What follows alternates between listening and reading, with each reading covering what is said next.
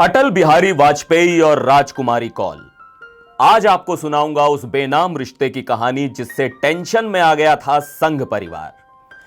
नमस्कार, आप देख रहे हैं एनबीटी ऑनलाइन और मैं हूं सिद्धार्थ प्रकाश। अटल बिहारी वाजपेयी नए नए सांसद बनकर लोकसभा पहुंचे थे।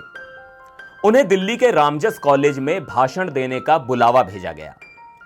सामने की कुर्सियों पर बैठे दो लोग खास थे। दर्शन शास्त्र पढ़ाने वाले अधेड़ उम्र के प्रोफेसर बृजनाथ कौल और उनकी नौजवान पत्नी राजकुमारी।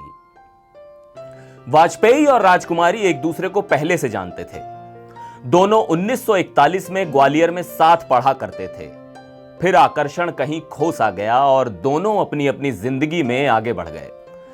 अगले 16 साल कोई बात मुलाकात नहीं। रामजस कॉलेज में उस दिन एक दूसरे को देखकर दोनों पुरानी यादों में खो गए। उस दिन के बाद से दोनों अक्सर एक दूसरे के घरों में पाए जाने लगे। जब बीएन कौल रामजस हॉस्टल के वार्डन हुए तो स्टूडेंट्स बाहर खड़ी काली एम्बेसडर कार देखकर समझ जाते थे कि अटल बिहारी वाजपेयी आए हैं। अटल बिहारी वाजपेयी और राजकुमारी कौल के इस रिश्ते का कोई नाम नहीं था। इसके बावजूद वाजपेयी के सियासी सफर पर इसकी छाया जरूर पड़ी। एक वक्त तो यह परछाई इतनी काली हो गई थी कि राष्ट्रीय स्वयंसेवक संघ तक असहज हो उठा।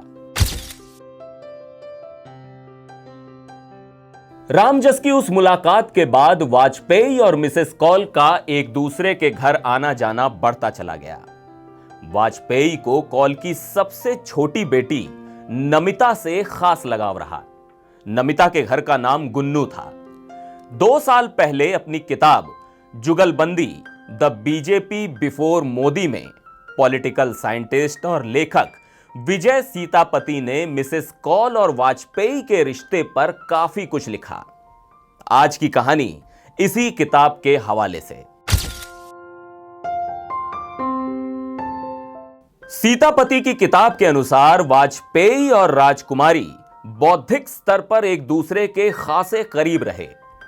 उत्तर भारतीय होने के नाते वाजपेयी को पढ़ी लिखी नमिता का आत्मविश्वास हैरान करता था और आकर्षित भी। राजकुमारी और अटल के बीच राजनीति पर बहस छिड़ती तो दोनों के तेवरों में फर्क साफ दिखता। वाजपेयी की वजनदार शैली के सामने सौम्य बातों से राजकुमारी अक्सर भारी पड़ जाया करती थीं। वाजपेयी जहां साधारण परिवार से थे तो वहीं राजकुमारी कौल समृद्ध कश्मीरी पंडित परिवार और शहरी माहौल में पली बढ़ी थी। फर्राटेदार अंग्रेजी बोलने वाली राजकुमारी कौल 1960 के दशक में कश्मीरी माफिया से परिचित हुई, यानी पंडित ब्यूरोक्रेट्स और अधिकारियों की वो टोली जो पहले पंडित जवाहरलाल नेहरू के इर्द गिर्द घूमती थी, फिर इंदिरा गांधी के। राजकुमारी कौल और इंदिरा का खून का रिश्ता था। आरएसएस की राह में राजकुमारी कौल रोड़ा थीं। सीतापति की किताब में कौल परिवार के एक दोस्त के हवाले से लिखा गया है, आरएसएस को कौल आंटी से बड़ी प्रॉब्लम थी। वाजपेयी स्टार नेता थे और संघ उन पर गर्व करता था, लेकिन वे आंटी कौल से बहुत डरते थे। आंटी कौल का वाजपेयी पर गहरा प्रभाव था। वो बेहद ताकतवर महिला थीं। उन्होंने वाजपेयी को भी और सौम्य, सेक्युलर और कॉस्मोपॉलिटन बना दिया। उनसे मिलने से पहले वाजपेयी बड़े स्थानीय नेता थे। अगर मिस्टर कौल को इस रिश्ते से कोई समस्या थी भी तो उन्होंने कभी जाहिर नहीं की। राजकुमारी कौल खुद तो कभी मीडिया के सामने नहीं आई, मगर वाजपेयी के लिए जरूर मीडिया को मैनेज करती रहीं। हिंदी भाषी वाजपेयी को अंग्रेजी मीडिया तक कनेक्ट करने में मिसिस कौल ने बड़ी भूमिका निभाई। सीतापति ने अपनी किताब में करण थापर के हवाले से लिखा है कि एक बार उन्होंने इंटरव्यू शेड्यूल करने के लिए वाजपेयी के घर फोन किया। मिसेस कौल ने फोन उठाया और बड़े प्यार से हमें आने को कहा। जब हम तय समय पर पहुंचे तो वाजपेयी इंतजार कर रहे थे। उन्होंने हमसे कहा कि आपने हाई कमान से बात कर ली है। 1965 के आसपास की बात होगी। आरएसएस के दूसरे सरसंघ चालक एमएस गोलवलकर ट्रेन पकड़कर नागपुर से दिल्ली आए और सीधे झंडेवालान स्थित आरएसएस के ऑफिस पहुंच गए। बैठक बुलाई जिसका एजेंडा था कि मिसेस कॉल के बारे में क्या किया जाए। उस वक्त यूपी प्रांत के प्रचारक भाऊ साहब देवरस की राय थी कि जब तक कोई बतंगड़ नहीं बनता ठीक है। जनसंघ के कोषाध्यक्ष नानाजी देशमुख की राय जुदा थी। देशमुख ने कहा कि वाजपेयी को राजकुमारी कौल से शादी कर लेनी चाहिए। गोलवलकर ने सबकी बात सुनने के बाद वाजपेयी से कहा कि वो मिसेस कौल से रिश्ता तोड़ दें। उस वक्त मौजूद दत्तोपंत ठेंगड़ी ने बाद में अपने एक साथी को बताया कि वाजपेयी ने ऐसा करने से साफ इनकार कर दिया।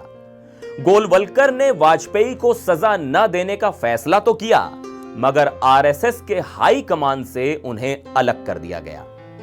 अब तक वाजपेयी वही करते आए थे जो संघ ने उनसे कहा, मगर अब खुद संघ ही उनसे दूरी बना रहा था। अटल बिहारी वाजपेयी की परछाई रहे लाल कृष्ण आडवाणी भी लंबे वक्त से राजकुमारी कौल को जानते थे। हालांकि बाद के दिनों में नमिता और उनके पति रंजन भट्टाचार्य की बढ़ती ताकत से वो जरूर असहज हुए। मई 2001 में तत्कालीन प्रधानमंत्री वाजपेयी अपने गृह मंत्री आडवाणी के घर लंच पर गए थे। उन 4 घंटों के दौरान आडवाणी ने अपना दिल अटल के सामने खोल कर रख दिया। उनका सबसे पुराना दोस्त उन्हें नजरअंदाज कर रहा था। सीतापति के अनुसार आडवाणी ने शिकायत की कि न सिर्फ आपके परिवार के बाकी लोग बल्कि मिसेस कौल भी मुझे सांपनाथ कह रही हैं। वाजपेयी ने आडवाणी की बात सुनी और फिर अपना दर्द कह दिया। आडवाणी के करीबी क्यों प्रेस में उनकी बेटी और दामाद के खिलाफ खबरें चलवा रहे थे? आडवाणी ने जवाब दिया कि उनके निजी दखल की वजह से हमले बेहद तीखे ना होकर सामान्य रह रहे हैं। वाजपेयी संदेश समझ चुके थे।